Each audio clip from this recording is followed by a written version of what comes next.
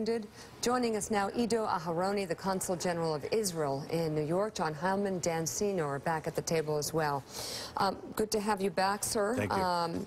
So, is the goal on Israel's part, is the goal a peace supported by both sides? The goal is to destroy the infrastructure Hamas created in Gaza. They created two systems of strategic caliber. The first is the rocket system, 12,000 rockets. We had to endure 2,000 rockets in the last 2 weeks. I think it's unprecedented in terms of an onslaught on a civilian society in the Western world. The second system that they built is the tunnel system. The tunnel system, we suspect, they have hundreds of tunnels, some of them 1 mile long. They're deep 6 floors down.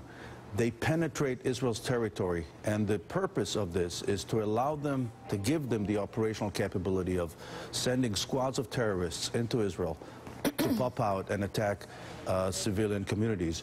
Only 3 days ago, we averted a catastrophe when 13 of them popped out of the ground near a small kibbutz, threatening to slaughter the entire place. This is all incredibly important in the grand picture here. But I guess my question is, in the destruction of the infrastructure that you're talking about, is it still possible and a goal on the part of Israel to attain a peace that is agreed upon by Israel and the Palestinians, or is that not possible at this point? If you're asking about the overall negotiations between Israelis and Palestinians, look, the conflict we have with Hamas is not a national conflict. This has to be understood. We do have a national conflict, which is territorial in nature, with the Palestinian Authority. And as you know, we negotiate, but with Hamas, just as the Prime Minister mentioned, is the same kind of inter-civilizational clash that you have with Al-Qaeda. They're not interested in compromise. They're not even interested in a Palestinian state. They're interested in our destruction.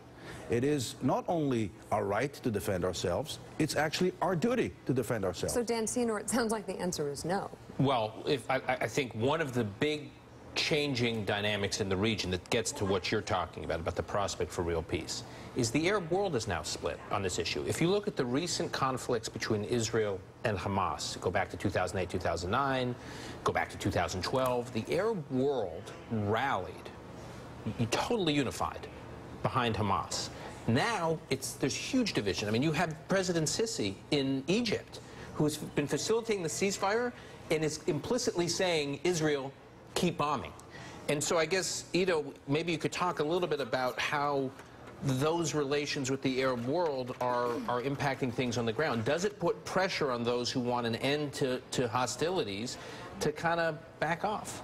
Look, Hamas, there's no question, Hamas is in a tough position. They lost Syria, which was their #1 backer, the #1 provider of arms and ammunition. They lost the attention of Iran. Iran is now preoccupied with the international community.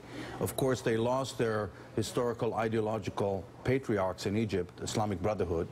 And even within the Palestinian world, the Palestinian Authority is now distancing itself from Hamas. And the reason is because they know that Hamas is wrong. Hamas is wrong attacking innocent people. Hamas is wrong using his own people as human shield. And Hamas is wrong in entering this with no exit strategy. All right, Ido Aharoni, thank you very much. Come back as we cover this still ahead.